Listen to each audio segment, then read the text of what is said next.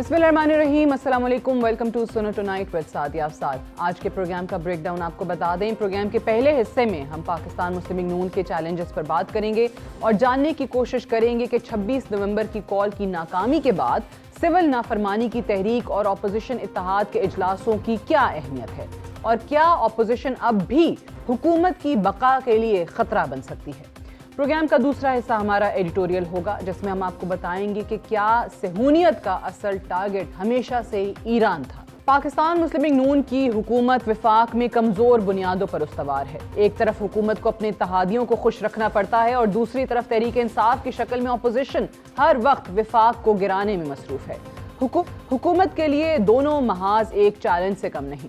इत्तेहादियों की बात की जाए तो एक तरफ पाकिस्तान पीपल्स पार्टी नाराज दिखाई देती है और दूसरी तरफ MQM पाकिस्तान हुकूमत से नालां है। कभी कैनाल्स के इशू को लेकर वफाकी हुकूमत पर मुआहदों की खिलाफ वर्जी का इल्ज़ाम लगाया जाता है और कभी कौमी असम्बली के फ्लोर पर नून लीग पर आइन शिकनी का इल्ज़ाम आयद किया जाता है। गुज़श्ता रोज़ तर्जुमान पीपल्स पार्टी शाजिया मरी ने आइन शिकनी का इल्ज़ाम लगाते हुए कहा था कि हुकूमत आइनी तौर पर 90 रोज़ में मुश्तरका मुफादात काउंसिल का इजलास बुलाने की पाबंद है। 300 दिन गुजर चुके हैं लेकिन अभी तक एक इजलास नहीं बुलाया गया। वफाकी हुकूमत को आइन के साथ खिलवाड़ नहीं करने देंगे। दूसरी जानिब MQM पाकिस्तान के सरबरा खालिद मकबूल सिद्दीकी भी हुकूमत से नालां हैं और हुकूमत छोड़ने की बात कर रहे हैं, जबकि अपोजिशन की बात की जाए तो वजीर आला खैबर पख्तूनख्वा अली अमीन गंडापुर के धमकी आमेज बयानात आज भी जारी हैं। उनका कहना है कि अगली दफा हम अमन वाली बात नहीं करेंगे। बानी तहरीक इंसाफ को खुदा का वास्ता है कि अमन का राग छोड़ दें। जब हम असलहा लेकर निकलेंगे तो दिखाएंगे कि भागता कौन है। आज हम फस्तायत और फिरौनियत का मुकाबला कर रहे हैं। दूसरी जानिब अगर तहरीक इंसाफ की विफाक पर चढ़ाई की बात करें तो 26 नवंबर की नाकामी के बावजूद पार्टी एक बार फिर से मुनज़्ज़म होने की कोशिश में मसरूफ है। गुज़श्ता रोज़ अपोजिशन इत्तेहाद के इजलास के अहम फैसले सामने आए, जिनके मुताबिक हिकमत अमली तब्दील करने की बात की जा रही है और कहा जा रहा है कि चढ़ दौड़ने से बेहतर है कि ज़िले सतह पर एहतजाज हो।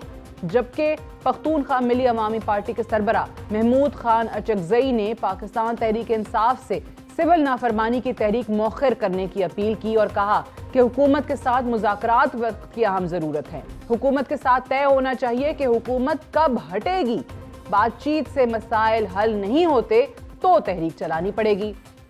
महमूद खान अचकजई का मजीद कहना है कि मुज़ाकरात की कामयाबी की सूरत में 4 माह में इंतखाबात का मुतालबा करना होगा।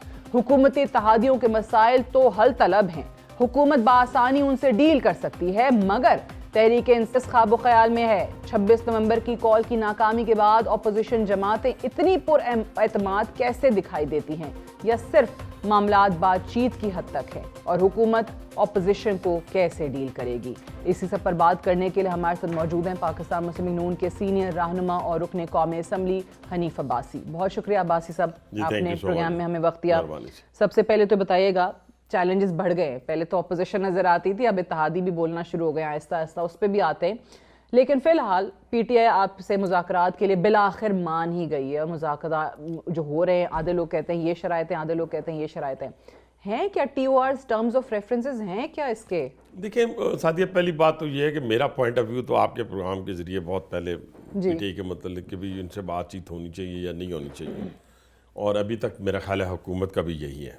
मैंने पूछ के नहीं उस वक्त कहा था अपना पॉइंट ऑफ व्यू। अच्छा। और आज तो मुझे पता भी है कि यही हमारा पॉइंट ऑफ व्यू है इज्तिमाई तौर पे कि 9 मई जब तक फैसले नहीं होते, उनके कल्प्रिट जो हैं, उनके मनसूबा साज जो हैं, वो अपने मंतकी अंजाम तक नहीं पहुँचते, तो फिर मैं समझता हूँ कि इनके साथ मुज़ाकरात करनी है तो फिर आप तमाम उन जत्थों के साथ, फिर ख्वारिज के साथ, फिर BLA के साथ, फिर बाकी जो TTP, ILTP जो कुछ है, फिर उन सब के साथ आप मुज़ाकरात करें। देखिए, जब आप पाकिस्तान की सालमियत पे हमलावर होते हैं और इनकी जो हिस्ट्री है, मैं बहुत कई दफ़ा परेशान होता हूँ और मैं हैरान भी होता हूँ उन हमारे जैसे अभी मैं रास्ते में एक चीज़ देख रहा था कि जैसे राशिद मिन्हास शहीद के बारे में अभी एक मैं देख रहा था वीडियो जिसके अंदर उनकी शहादत का मजाक उड़ाया गया है। जैसे कैप्टन कर्नल शेर खान के अपना मुजस्मे को तोड़ा गया है اور جس طریقے سے GHQ پہ حملہ آور ہوئے گئے، کور کمانڈر ہاؤس کو جلایا گیا، اور آج بھی آپ دیکھیں کہ باہر جو بیٹھی ہوئی فیکٹری ہیں PTI کی، جس طریقے سے وہ حملہ آور ہو رہی ہیں انسٹیٹیوشنز کے اوپر، اور کبھی وہ کہتے ہیں کہ بنگلہ دیش بننے جا رہا ہے، تو کبھی وہ کہتے ہیں شام بننے جا رہا ہے، کبھی وہ کہتے ہیں ساؤتھ کوریا بننے جا رہا ہے. سارے کا سارا زور دیکھیں، میں بہت پہلے سے نہیں، بہت عرصے سے یہ کہہ رہا ہوں کہ اگر 2014 کی ان کی یلغار دیکھیں اسلام آباد کے اوپر، تو جو پارلیمنٹ ہاؤس کی دیوار کو توڑا گیا، جو سپریم کورٹ کے اوپر حملہ کیا گیا، جو PTV کو آگ لگائی گئی، وہاں جو لوگ شہداء شہید ہوئے کسی کو یاد ہے؟ کسی کو کوئی یاد نہیں ہے. وہاں پہ لا انفورسمنٹ فورسز کے اوپر حملہ کیا گیا. اس کے بعد پھر آپ آ جائیں 9 مئی کو آ جائیں، پھر آپ آ جائیں اپنا 26 نومبر کو آ جائیں، پھر اس سے پہلے 2 یلغار جو انہوں نے اسلام آباد کے اوپر کی وہ مسلح تھیں اور پوری اپنے سرکاری وسائل کے ساتھ. تو میں یہ ان کو بتانا چاہتا ہوں، ان بچوں کو، ان اپنے بلنگڑوں کو، کہ بھائی جان نہ پاکستانی فوج شام کی فوج ہے، نہ پاکستانی فوج لیبیا کی فوج ہے، اور نہ پاکستانی فوج جو ہے وہ بنگلہ دیش کی فوج. 9 مئی کے آپ کہتے ہیں جب تک کیسز نہیں ہیں، کیسز جو ہیں ان کو اور معافی منطقی کا انجام مطالبہ بھی تک فوج پہنچنا کی ہے. طرف سے آیا تھا ان کو کہ 9 مئی پہ معافی مانگی جائے. دیکھیں نا، باقی جو مرضی کریں معافی میں کہتا ہوں، معافی تو پھر ساری معافی مانگ لیں گے. اس پہ بھی میرا پوائنٹ آف ویو اپنا ہے. سزائیں تو پھر دیکھیں نا، میں کل کو کوئی ایسا جرم کرتا ہوں تو پھر مجھے بھی معاف کر دیں، باقیوں کو بھی معاف کر دیں. مانتے ہی نہیں ہے کہ تو انہوں نے کہنے سے مراد نہیں، وہ تو اب دیکھیں نا ساتھیہ، یہ تو کہتے ہوتے تھے طارق عزیز صاحب کہ دیکھتی آنکھوں نے دیکھا، سنتے کانوں نے سنا. تو یہ تو دیکھتی آنکھوں نے دیکھا، سنتے کانوں نے سنا. آپ کوئی اندھا ہے، کوئی بہر ہے، تو میں کچھ نہیں کر سکتا. کہ سامنے نظر آ رہا ہے، اور جتنے ان کے بڑے بڑے پرومیننٹ لیڈر ہیں جو اس پارٹی کے، میں نام نہیں لیتا کسی کا بھی، وہ 10 12 14 آپ کو بھی پتہ ہے TV پہ چلتے ہیں. کوئی کہہ رہا ہے کور کمانڈر ہاؤس پہ حملہ کرنا ہے، کوئی کہہ رہا ہے GHQ پہ حملہ کرنا ہے. جو MNAs تھے، جو وزیر تھے، جو صوبائی بھی، قومی بھی، اور کوئی کہہ رہا تھا کہ اپنا اس طرح آپ نے مردان کے کنٹونمنٹ ایریا پہ جانا ہے، میاں والی کے آپ نے خفیہ ایجنسی کے جو ISI کا ہیڈ کوارٹر ہے وہاں پہ جانا ہے. یہ ساری ہدایات کون دے رہا تھا؟ میں دے رہا تھا یا کوئی اور دے رہا تھا؟ اور یہ ساری چیزیں تانا بانا، میں سمجھتا ہوں کہ جو 9 مئی کو ہونا تھا وہ شکر الحمدللہ نہیں ہوا. وہ اندر کے لوگ بھی، اسٹیبلشمنٹ کے اندر سے لوگ بھی ملے ہوئے تھے، کچھ ریٹائرڈ اور کچھ حاضر ڈیوٹی. اور یہ جو ہماری سیاسی جماعت ہے، یہ ان کا ساتھ مل کر اس پاکستان کے اندر شورش برپا کرنا چاہتے تھے. 26 نومبر کو کیا اسی کا سیکنڈ اٹیمپٹ کرنے کی کوشش کی دیکھیں گئی نہیں، تھی؟ میں سیکنڈ اٹیمپٹ نہیں، یہ تو 9 مئی کے بعد انہوں نے 3 اٹیمپٹ تو یلغار کرنے کی کوشش کی جن کو بھگا دیا گیا. اور 26 نومبر کو تو آپ دیکھیں نا، میں ایک اور بات کرنے جا رہا ہوں کہ 26 نومبر کے اندر ہوا کیا کہ آپ والدہ محترمہ کو چھوڑ کے ڈی چوک میں چلے گئے بقول والدہ کے. میں نہیں کہہ رہا، وہ کہہ رہی ہیں، میں جھوٹ تو نہیں کہہ رہا، آپ مجھے ذرا سیکنڈ کر دیں، مہربانی ہوگی آپ کی، کہ میں جھوٹ تو نہیں کہہ رہا نا، کہ انہوں نے خود کہا نا TV پہ آ کے، جب وہ کہیں 4 سدہ میں گئیں تو انہوں نے کہا کہ آپ سارے مجھے چھوڑ کے چلے گئے، میں اکیلی تھی. اور ماشاءاللہ ایسی والدہ محترمہ ہے کہ بچے ان سی عمروں میں بھی کوئی 20 سال بڑے ہیں، تو وہ سارے کے سارے چھوڑ کر اکیلا ان کو چلے گئے. اب وہ لوگ کتنے تھے؟ اگر 10 سے چلے، میں کہنا 10,000 نہیں کہتے، 15,000 تھے. میں کہہ دوں 5,000 اپنی پارٹی کے لوگ اب کہہ رہے ہیں کہ جن کو ایسا بیان دینا ہی نہیں چاہیے تھا، کوئی چھوڑ کے نہیں گیا. لیکن وہ تو کہہ رہی ہے نا، جن کو چھوڑ کے آپ گئے ہیں وہ تو کہہ رہی ہیں. دوسرا 15,000 کے قریب لوگ، 15,000 کا جتھا وہ پاکستان پہ چڑھائی کرے اور پاکستان کو کیپچر کر لے. آپ یہ جو بڑے ماڈ اسکواڈ لوگ جو جب یہ باتیں کرتے ہیں نا، اور میں جن کی طرف اشارہ کر رہا تھا کہ ہمیں اپنی چارپائی کے نیچے بھی ڈانگ پھیرنی چاہیے، ان کو یہ خیال رکھنا چاہیے کہ یہ جو شام کے اندر اب اس وقت جتھوں کی حکومت ہے نا، بالکل صحیح ہے، عراق کے اندر جتھوں کی حکومت ہے، لیبیا کے اندر جتھوں کی حکومت ہے. تو کیا کسی کی عزت محفوظ ہے؟ کیا کسی کا جان محفوظ ہے؟ کیا کسی کا مال محفوظ ہے؟ تو خدا کے لیے اس پاپولر سیاست سے آج ہر شخص جو باہر بیٹھا ہو، ادھر بیٹھنے کی تو کسی کی جرت نہیں ہے، باہر بیٹھ کر وہ صرف اور صرف پاکستان کی سالمیت پر حملہ آور ہے. اس کے نتیجے میں کیا ملتا ہے ان کو؟ بغیر کسی فی سبیل اللہ تو وہ یہ کام نہیں کر رہے. اربوں ڈالر جو ہے وہ انویسٹ کیے گئے ہیں، اربوں ڈالر انویسٹ، جیسے BLA کے پیچھے، جیسے خوارج کے پیچھے، بیرونی قوتوں کے پیچھے پاکستان کو کسی صورت آپ دشمن جو ہمارا ظاہری دشمن ہے یا چھپا ہوا دشمن ہے، وہ پاکستان پہ ظاہراً حملہ آور نہیں ہو سکتا اللہ کے فضل و کرم سے.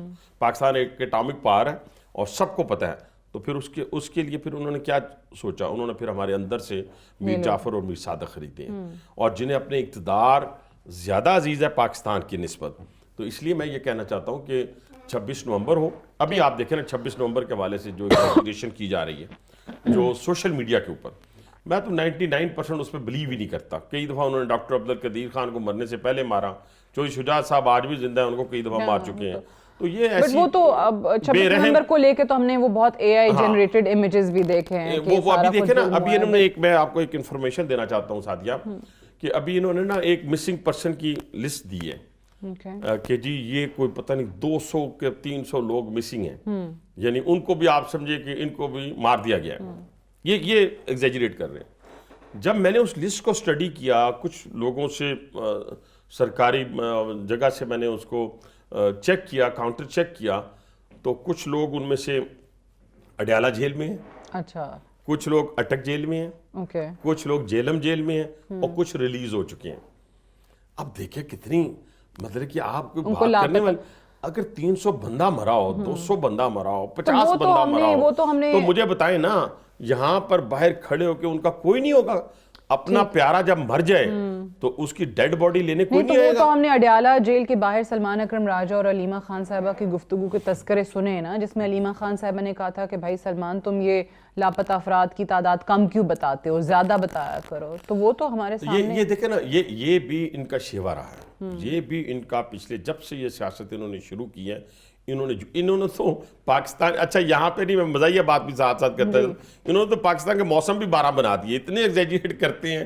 پھر 90 دنوں میں انہوں نے کرپشن کا خاتمہ کرنا تھا، پھر انہوں نے کوئی 50 لاکھ گھر بنا کے دینے تھے، کوئی 1 کروڑ نوکریاں دینی تھی، کوئی 200 ارب ڈالر لانا تھا، 100 ارب ڈالر پاکستان کو دینا تھا، 100 باہر پھینکنا تھا. میں تو لوگوں پہ، کئی لوگوں پہ عقل پہ میں حیران ہوتا ہوں کہ ایک بندے کو جس کو سوزوکی گاڑی چلانی نہیں آتی، اس کو میں اپنی مرسڈیز کیسے دے دوں؟ مجھے یہ بتائیں. ٹھیک، لیکن مجھے یہ بتائیں نا کہ آپ نے تو کہا کہ 9 مئی کے جب تک سزائیں نہیں ہوتی ملوث لوگوں کو تب تک کوئی مذاکرات نہیں. تو پھر یہ جو باقی کر رہے ہیں یہ کیا ہو رہا ہے؟ یہ صرف ایک دیکھیں نا، پہلے تو میں ایک اور آپ کو بتاؤں کہ میں نے ایک تبدیلی دیکھی، اور یہ چلیں آہستہ آہستہ اچھے بچوں والا کردار ادا کریں تو پھر سوچا جا سکتا ہے کہ کیا ہو سکتا ہے. وہ کیا؟ وہ یہ ہے کہ ابھی دیکھیں لیڈر آف دی اپوزیشن نے تقریر کی جو لاسٹ اسمبلی کے اندر، انہوں نے ویگو ڈالا اور نامعلوم افراد کا ذکر نہیں کیا. انہوں نے کہا جی شہباز شریف. میں نے کہا بچے 9 مہینے سے یہی تو میں تمہیں بتا رہا تھا کہ ہمیں جو مرضی کہہ لو یار، یہ ملکی سالمیت کے اداروں پہ حملہ آور نہ ہو. اور پھر یہ ہے کہ تبدیلی آ گئی، یعنی یہ ابھی ماشاءاللہ کافی اچھی تبدیلی آ گئی. اب تو میں نے برسٹر گور کو سنا ہے، انہوں نے کہا اچھا پھر ان کا پتہ کوئی نہیں چلتا. نہیں، لیکن یہ چونچوں کا مربع ہے نا. یہ دیکھیں نا، ایک بندہ کہہ رہا ہے کہ جی آپ امن کا راگ نہ الاپیں، میں اسی طرف آ رہی تھی کہ بھائی دوسرے یہ بھی تو کہہ رہے ہیں کہ ہم اسلحہ لے کے نکلیں گے تو پتہ چلے گا کون بھاگتا ہے. صرف وہ نہیں کہہ رہا، وہ بھی کہہ رہا ہے اس کو. اچھا پہلے اس نے جو لفظ ادا کیا میں اس کی جواب دے لوں. اور میں نے اس کو بہت سارے پروگراموں میں، جسے پنجابی میں کہتے ہیں لمبا پایا، اس کو میں نے یہ کہا، میں نے ابھی کسی دوست سے بات کر رہا تھا، میں نے کہا یہ وہی شخص ہے نا جو شہد کی بوتلیں چھوڑ کے بھاگا تھا. یہ وہی شخص ہے نا جو اپنی گاڑی میں منشیات چھوڑ کے بھاگا تھا. مطلب کہ بھاگتے ہوئے پوری دنیا نے آپ کو دیکھا ہے بھائی جان. اور آپ کس کے بھاگنے کی بات کرتے ہیں؟ جنہوں نے رشیا کو نہیں چھوڑا، جنہوں نے اپنے خفیہ جتنے پاکستان کے اوپر حملہ آور ہونے والے لوگ ہیں ان کو نہیں چھوڑا. تو کیا پدی اور پدی کا شوربہ؟ میں تو یہی بات کروں گا. اور یہ باتیں اچھا پھر یہاں تک محدود نہیں ہے.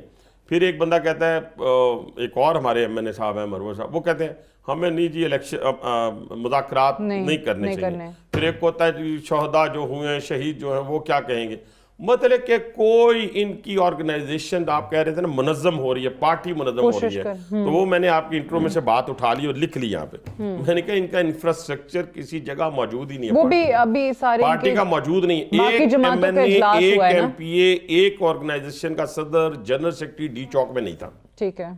باقی جتنی بھی اپوزیشن کے ساتھ جماعتیں ہیں وہ ان کا اجلاس ہوا نا. اچکزئی صاحب کہتے ہیں کہ حکومت بتائے ہمیں کہ کب ہٹنا ہے اس حکومت نے. اگر نہیں مانیں گے نا 4 مہینے میں الیکشن کرانے کا مطالبہ تو پھر ہم تحریک چلائیں. اچھا اس پہ بھی میرا بڑا کلیئر اور کرسٹل جواب ہے سعدیہ. وہ یہ ہے کہ آپ یہ دیکھ لیں اور سننے والے سن لیں، لیکن سب سے پہلے ایک منصوبہ سازی ہوتی ہے یہاں پہ، ایک ہوتی ہے اوپر. اللہ تعالیٰ کی حکمت ہے، اس پہ میں نہیں کر سکتا کچھ ہے. لیکن میں دنیاوی بات کے اوپر بائی ہک بائی کروک یہ حکومت 4 سال پورے کرے گی. یہ الفاظ میرے سن لیں، بائی ہک بائی کروک. ٹھیک ہے، یہ حکومت انشاءاللہ تعالیٰ شہباز شریف کی سربراہی میں، یہ بھی میں آپ کو بتاتا ہوں، یہ جو چھوٹی موٹی موسیقی چلتی ہے نا، یہ موسیقی چلتی ہے اور ان میں یہ ہمارے اتحادی ان میں سے کسی پہ ہمیں کوئی اعتراض نہیں ہے. اگر پاکستان پیپلز پارٹی کی بات کرتی ہے تو اس کو ہم ایڈریس کریں گے. گھر میں چھوٹا موٹا برتن کھٹکتا رہتا ہے گھر میں ابھی بھی چھوٹی سی موسیقی گھر میں کر کے ہیں تو اس طرح گھر میں یہ سلسلہ چلتا رہتا ہے. اسی طریقے سے جو ہے اپنا ایم کیو ایم وہ ہمارے اتحادی ہیں اور ان کے بھی جو تو ان کو اعتراضات کیا ہوئے جب ہمیں میں نے وفاقی کابینہ کی توسیع کی خبریں آ رہی تھیں تو پتہ چلا کہ شاید ان کی مرضی کی وزارتیں نہیں تھیں اس وجہ سے اچھا میرے علم میں یہ بات نہیں ہے سوائے یہ میڈیا کے ذریعے آئی ہے کیونکہ میڈیا کے ذریعے جو بات آئے میں اس کو وزن تو دیتا ہوں اور ایکنالج بھی کرتا ہوں لیکن میں یہ ہے کہ ابھی تک پارٹی کی سطح پہ کوئی ایسی ڈسکشن نہیں ہوئی لیکن وہ جو انشاءاللہ تعالیٰ ان کو بھی ایڈریس کریں گے ان کے بھی جتنے تحفظات ہیں پیپلز پارٹی اور کے پیپلز تو آپ کہتے ہیں آئین شکن ہے اچھا پیپلز پارٹی بھی بات آپ آئین شک نہیں کر رہے اچھا میں اس لیے ان کی بات کسی کا جواب نہیں دینا چاہتا اس لیے کہ مجھے پتہ ہے کہ انہوں نے بھی اسی سیلری پہ کام کرنا ہے اور ایم کیو نے بھی اسی سیلری پہ کام کرنا ہے. تو اتحادیوں کے جو اعتراضات ہیں اس کو آپ کو خاص نہیں خاص اہمیت تو پہلے میں دے چکا ہوں کہ ہم ان کو ایڈریس کریں گے لیکن وہ کہتے ہیں نا کہ بس اس طرح ہلکی پھلکی موسیقی سے ہم نے لوگوں کے سامنے بھی تو رہنا ہے نا. اچھا مسئلہ بھلا کیا ہے یہ سب کو سمجھنا چاہیے کہ یہ حکومت کامیاب ہوگی تو آپ سب کی کامیابی ہے یہ آپ ذہن میں رکھیں. اگر کوئی یہ سمجھتا ہے نا کہ خدا نہ خواستہ حکومت ناکام ہوگی تو ہم جو ہیں وہ اپنا کیا سے کہیں گے نہیں ہم اس کا حصہ نہیں تھے. سارے اس کا حصہ ہیں. پاکستان پیپلز پارٹی بھی اس کا حصہ ہے پاکستان ایم کیو ایم بھی اس کا حصہ ہے اور باقی بھی جو باپ پارٹی ہے وہ بھی اس کا حصہ ہے اور یہ جتنے لوگ ہم ہیں ایک ہی کشتی کے سوار ہیں. لیکن آپ کو پتہ نا ہمارے ملک میں اتحادیوں کے کھسکنے میں بھی دیر نہیں لگتی ایک اشارہ ہی کافی ہوتا ہے. ابھی اشارہ نہیں ہے پھر ابھی اشارہ نہیں ہے ابھی بیانات اس وجہ سے نہیں ہے ابھی کوئی اشارہ نہیں ہے اور مجھے امید ہے اللہ کے ہاں کہ جو صورتحال ہے وہ سارے اس پہ ایگری کر گئے ہیں. وہ میں سمجھتا ہوں کہ جوڈیشری ہو وہ اسٹیبلشمنٹ ہو وہ کوئی سول بیوروکریسی ہو کہ ان کو پتہ چل گیا کہ اگر خدا نہ خواستہ ہم نے اس سیٹ اپ کو ڈی ریل کیا تو پاکستان جو اس وقت میں آپ کو بتانا چاہتا ہوں فیکٹ اینڈ فگر کے ساتھ سوائے کسی بھی الزامات لگانے کی 8 مہینے پہلے کی حالت یہ تھی 38% پہ مہنگائی تھی آج 3.5% پہ. اگر میں جہاں جھوٹ بول جاؤں تو مجھے بتائیے گا. آئی ٹی کی جو ایکسپورٹ تھا اور جہاں پہ اپنا اس کا ٹیکسٹائل کا ایکسپورٹ پچھلے سال سے بڑھ گیا ہے. پھر آپ آ جائیں اللہ تعالیٰ کے فضل و ترسیلات زر جو ہے جس کے بارے میں کہتے ہیں نہیں جی نہیں بھیجنا وہ تو کہہ رہے ہیں کہ ہم اوورسیز پاکستانیوں کو کہیں گے نہ بھیجیں. اچھا وہ یہ شوق انہوں نے پہلے بھی پورا کیا اب بھی پورا کر لیں ٹھیک ہے وہ اس میں اضافہ ہوا ہے. پھر آپ انٹرسٹ ریٹ میں کمی آئی ہے. میں یہ نہیں کہتا 6 مہینے بعد 8 مہینے بعد دودھ کی نہریں بہہ جائیں گی لیکن یہ میں آپ کو ضرور کہتا ہوں کہ انشاءاللہ تعالیٰ 8 مہینے بعد لوگ سٹیبل ہونا شروع ہو جائیں گے اور یہ حکومت ڈی ریل ہونے کی صورت میں پاکستان میں اسی طرح کہوں گا کہ جیسے اللہ نہ کرے جیسے جہاز بہت سارے کریش ہوئے ہیں تو وہ جاتے ہوئے تو بڑے ٹائم لگاتے ہیں 40,000 کی فیٹ پہ آتے ہوئے منٹوں میں نیچے آتے ہیں. ایک بریک لے لیں. عباسی صاحب ہمارے ساتھ موجود ہیں. we'll take a short break here. stay tuned. Welcome back. Programme میں ایک بار پھر سے خوش آمدید. پروگرام میں حنیف عباسی صاحب آج ہمارے ساتھ موجود ہیں. عباسی صاحب یہ بتائیے گا کہ ایک بار پھر سے قومی حکومت کی باتیں ہو رہی ہیں and I think Pakistan Tehreek Insaf کے ہی طرف سے یہ مطالبہ آیا تھا پھر آپ لوگوں نے کوئی خاص جواب نہیں دیا تو انہوں نے کہا جی ہمارا تو یہ مطالبہ ہی نہیں تھا.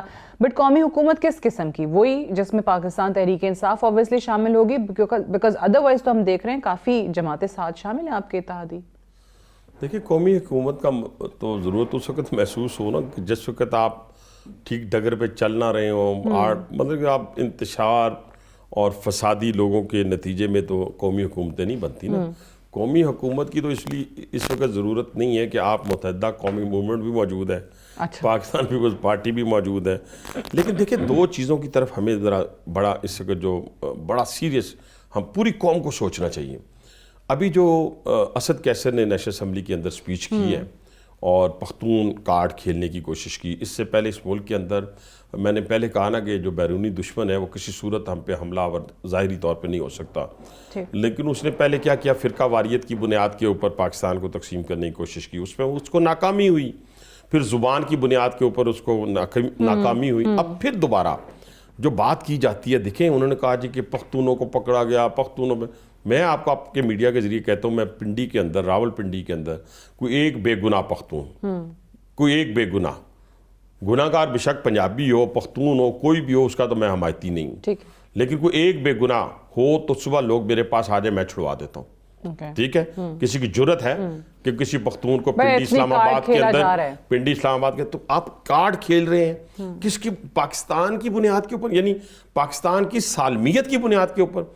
बलोच, सिंधी, पंजाबी, कश्मीरी, इन सब को, सराइकी, मैं इन सब को उस वक्त मानूंगा जब ये सबसे पहले अपने आप को पाकिस्तानी कहेंगे। और पाकिस्तान की सालमियत मेरे लिए, आपके लिए इतनी ही मैं कहता हूँ कि अजीज है जितनी बाकी बलोचों के लिए या किसी सिंधी के लिए या किसी पख्तून के लिए।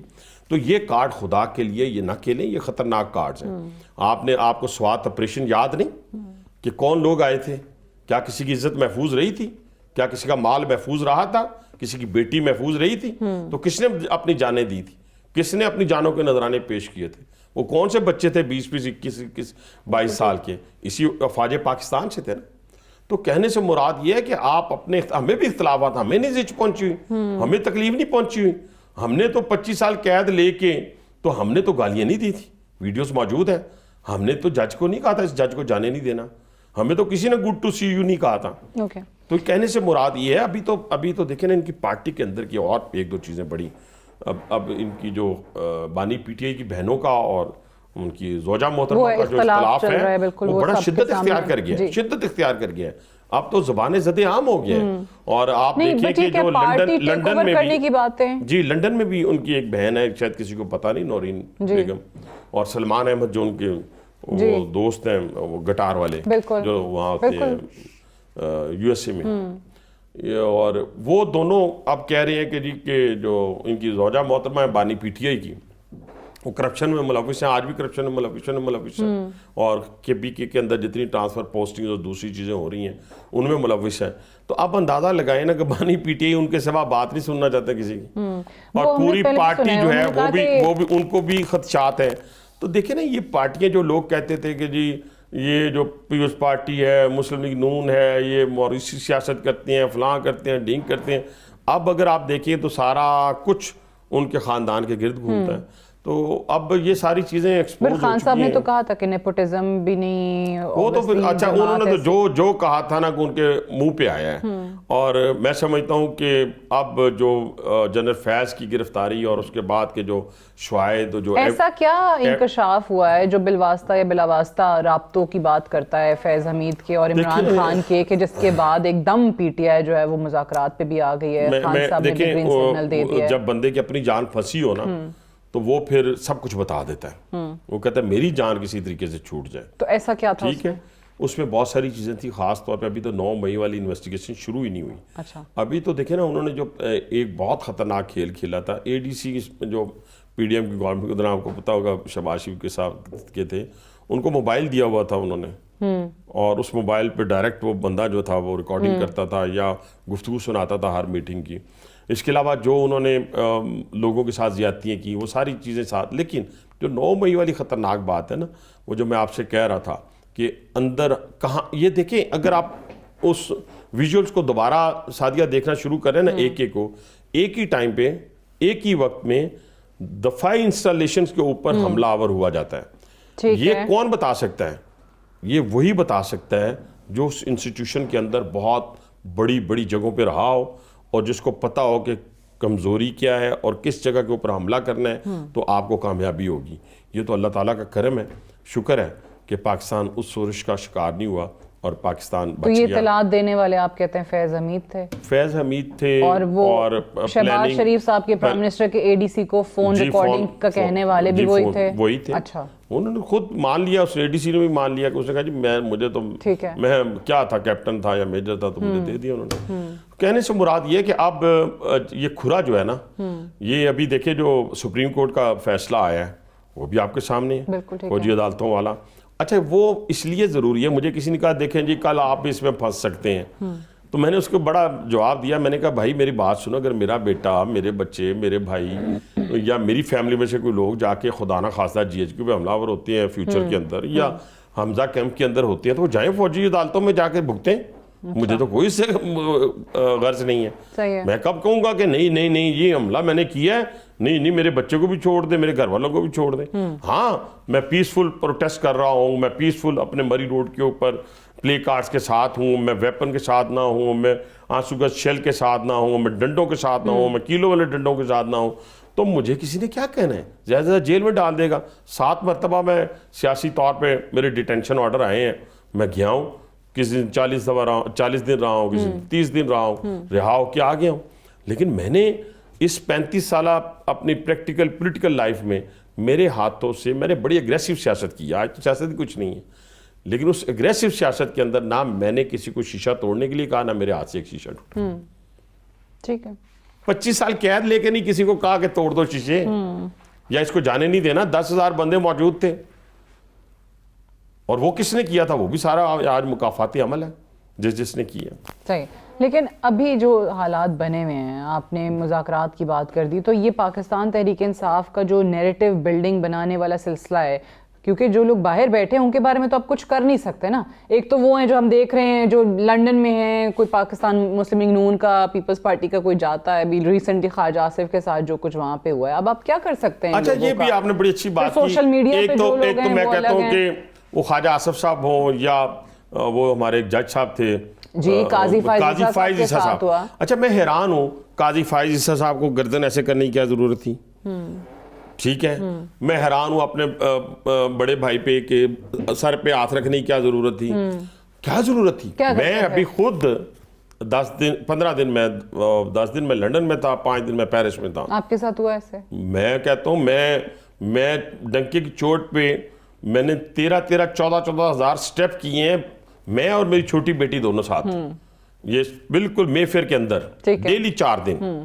ٹھیک ہے, اور 3 دن برمنگھم میں ڈیلی میں وہاں پہ برلنگ میں اور ساری ہر جگہ جہاں پہ پھر رہا تھا, لوگ میرے ساتھ تصویریں بنا رہے تھے. میں آتے ہی اترا جہاز سے, میں سیدھا ساؤتھ ہال گیا, وہاں جا کے میں نے ایک ریسٹورنٹ میں کھانا کھایا, وہاں ایک بڑی فیملی بیٹھی ہوئی تھی. ٹھیک ہے, اور بالکل کارنر پہ بیٹھا جہاں سے باہر سے بھی فٹ پاتھ سے بھی لوگ گزر رہے تھے, اور سارا ساؤتھ ہال آپ کو پتا ہے پاکستانیوں سے بھرا ہوا ہے. انہوں نے میرے ساتھ تصویریں بنائی.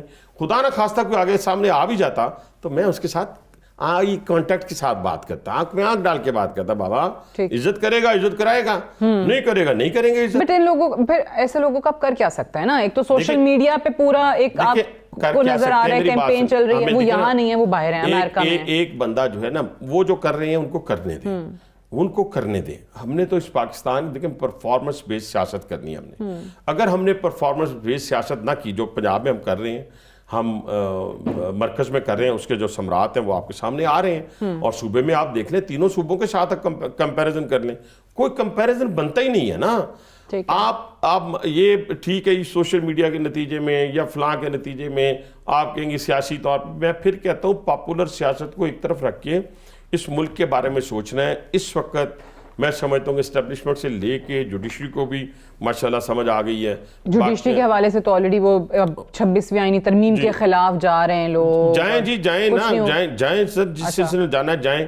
اب یہ سارے لوگوں کو پتہ ہے کہ ہم نے یہ جو 3 سے 4 سال ہیں اس ملک کو اس بھنور سے نکالنا ہے تاکہ ہماری زندگی اور قوم کی عوام کی زندگی جو آسان ہو جائے. اور آپ نے جیسے کہا کہ آپ کو حکومت اپنی مدت بھی پوری کرتی ہوئی نظر آ رہی ہے. انشاءاللہ یہ جو 4 مہینے کے اندر الیکشن کروانے کی ڈیمانڈ ہے, جی بس وہ میں ایسے کہوں گا, یہ خواب دیکھنے میں تو کوئی حرج نہیں ہے, اور بلی کے خواب میں کیا ہوتا ہے وہ بھی آپ کو پتہ ہے ساری دنیا میں. تو یہ جو مذاکرات ہو رہے ہیں لاسٹلی, کیونکہ یہیں سے بات شروع ہوئی تھی, یہیں پہ میں پروگرام ختم بھی کرنا چاہوں گی. آپ نے کہا جب تک 9 مئی نہیں ہوتا, پھر آپ کے لوگ جو بیٹھ رہے ہیں ٹیبل پہ ان لوگوں سے بات کر رہے ہیں, وہ ابھی کوئی ہمارا بندہ نہیں بیٹھا, ابھی کوئی اناؤنسمنٹ نہیں ہوئی کہ ہم بیٹھ کے بات کریں گے. اسپیکر وغیرہ سے جا کے ملے, اعظم تارڑ صاحب موجود تھے اس کے اندر. دیکھیں یہ چھوٹا موٹا تو ان کو انگیج رکھنا ہے نا, انگیج رکھنا چاہیے. اب بیچاروں کو اتنا بھی مایوس نہ کریں. نہیں تو ان کو کیا کنوے کر رہے ہیں آپ کے پہ, معافی مانگو اور سزائیں دو, میں اس پہ میں بالکل اس فارمولے کے اوپر, میری ابھی پارٹی نے کوئی پتہ نہیں کیا فیصلہ کیا کیا نہیں کیا, لیکن الحمدللہ پہلے بھی جو بات میں آپ سے کر کے گیا ہوں وہی اسی پہ ختم ہوتی ہے. میں کسی صورت بھی یہ مافیوں والا چکر جو ہے نا اس پہ نہیں ہوں. یہ منطقی انجام تک پہنچائیں تاکہ کوئی آئندہ انتشاری ٹولہ, فسادی ٹولہ, دہشت گرد ٹولہ مذہبی کوئی جنونی ٹولہ وہ پاکستان پہ حملہ آور نہ ہو سکے. ٹھیک ہے, اور یہ انگیج آپ رکھیں گے اسی طریقے سے اپوزیشن کو, پی ٹی آئی کو, جیسا آپ نے کہا ہلکی پھلکی موسیقی ادھر بھی ہے. چلیں, حنیف عباسی صاحب, thank you very much for joining us on the show. We'll take a short break here, stay tuned. آج صہیونیت عالم اسلام پر غلبہ پا چکی ہے. نہ فلسطین محفوظ رہ سکا, نہ لبنان اور نہ ہی شام. صہیونیت کا بھوت سر چڑھ کر بول رہا ہے. صہیونی طاقت کا اگلا ہدف ایران اور عراق ہے. گزشتہ ایک ہفتے کی سیاسی اور سیکیورٹی صورتحال کو اگر دیکھا جائے تو اسرائیل اور اسرائیلی وزیر اعظم نیتن یاہو بہت واضح انداز میں اپنے موقف کا اظہار کر رہے ہیں اور بتانا چاہ رہے ہیں کہ شام کے گرنے کے بعد ہم مضبوط ہیں اور ہمارا اگلا ہدف ایران ہے. صہیونی طاقت امریکہ اور دیگر مغربی ممالک کی مدد سے مشرق وسطیٰ میں اپنے خلاف اٹھنے والی ہر آواز کو مکمل طور پر خاموش کر دینا چاہتی ہے. یا تو آپ اسرائیلی حاکمیت کو تسلیم کریں یا دوسری صورت میں آپ کو زور بازو سے ختم کرنے کی کوشش کی جائے گی. فلسطین اور لبنان کو اسرائیل نے طاقت سے کچلا اور شام کو باغی اور دہشت گرد گروہ کی مدد سے زیر کیا. شام کے بعد اب ایران کے خلاف اسرائیل کی پالیسی مزید واضح ہو چکی ہے. اسرائیل دو آپشنز پر کام کر رہا ہے. پہلا, اسرائیل ایران کے دفاعی نظام کو توڑنے کی کوشش کرے گا. دوسرا, شام کی طرح ایک بار پھر ایران میں اپوزیشن اور حکومت مخالف گروپ بنانے کی کوشش کی جائے گی. ایرانی حکومت کا تختہ الٹنا اسرائیل کے ایجنڈے پر سب سے اہم ہے. ایران کے خلاف کارروائیوں کا آغاز ہو چکا ہے. صہیونی طاقت کی سب سے پہلی کوشش ہے کہ کسی بھی طرح ایران کو نیوکلیئر اسٹیٹ بننے سے روکا جائے. نیوکلیئر ایران کسی بھی طور پر اسرائیل, امریکہ اور دیگر مغربی ممالک کو قابل قبول نہیں ہے. رواں برس 26 اکتوبر کو جب اسرائیل نے ایران پر حملہ کیا تو اس وقت واشنگٹن اور تل اویو میں زیر غور تھا کہ ایران کی نیوکلیئر سائٹس پر حملہ کیا جائے. نو منتخب صدر ڈونلڈ ٹرمپ بھی ایرانی نیوکلیئر سائٹس پر حملے کے حامی تھے, مگر امریکہ اور بائیڈن انتظامیہ کے دباؤ کی وجہ سے اسرائیل کی نیوکلیئر سائٹس کو نشانہ نہ بنایا جا سکا. امریکہ کو خطرہ تھا کہ خطے میں ایک بڑی جنگ چھڑ سکتی ہے جس میں زیادہ نقصان صہیونی طاقت کو اٹھانا پڑے گا. اس لیے اسرائیل کو ایران کی آئل فیلڈز اور نیوکلیئر سائٹس پر حملہ کرنے سے روکا گیا. مگر لبنان کے محاذ پر حزب اللہ کے کمزور ہونے اور شام میں بشار الاسد حکومت کے گرنے کے بعد صورتحال یکسر تبدیل ہو چکی ہے. اسرائیل ایک مرتبہ پھر ایران کی نیوکلیئر سائٹس کو نشانہ بنانے کی تیاری کر رہا ہے. امریکی اور اسرائیلی اخبارات کے مطابق صہیونی افواج کو تیاری کے احکامات جاری ہو چکے ہیں. امریکی news network Fox News کی رپورٹ کے مطابق اسرائیلی فضائیہ ایران کے جوہری پروگرام کے خلاف ممکنہ حملے کی تیاری کر رہی ہے, کیونکہ نو منتخب صدر ٹرمپ بھی تہران کے خلاف زیادہ سے زیادہ دباؤ بڑھانے کا ارادہ رکھتے ہیں. امریکہ اور اسرائیل میں دفاعی ماہرین کا کہنا ہے کہ ایران پر حملے کا درست وقت آ چکا ہے. مشرق وسطیٰ میں ایرانی پراکسیز کی طاقت اب مکمل طور پر ختم ہو چکی ہے. اسرائیل کی دوسری آپشن یعنی ایرانی سرکار کا تختہ الٹنے کی بات کی جائے تو نیتن یاہو اس پر بھی بہت واضح ہے. 2 روز قبل نیتن یاہو نے ایک ویڈیو پیغام میں واضح الفاظ میں صہیونی پلان کی تشہیر کرتے ہوئے ایران میں بھی حکومت کی تبدیلی کا اعلان کرتے ہوئے کہا تھا کہ ایک دن ایران آزاد ہوگا اور مجھے اس میں کوئی شک نہیں کہ ہم مل کر امن کے اس مستقبل کو حاصل کر لیں گے. نیتن یاہو کی پالیسی واضح ہے. شام کی طرز پر حکومت مخالف گروپس کو سپورٹ کیا جائے اور دہشت گردی کو ہوا دی جائے. ریاست کے خلاف بغاوت کرنے والوں کو امریکی ڈالرز دیے جائیں گے. ایران میں طوفان بپا کرنے کی کوشش کی جائے گی. شام, لبنان, یمن اور عراق صرف ایرانی پراکسیز تھیں, لیکن اصل نشانہ پہلے دن سے ایران ہی تھا. That's all for tonight. Good night and Allah Hafiz.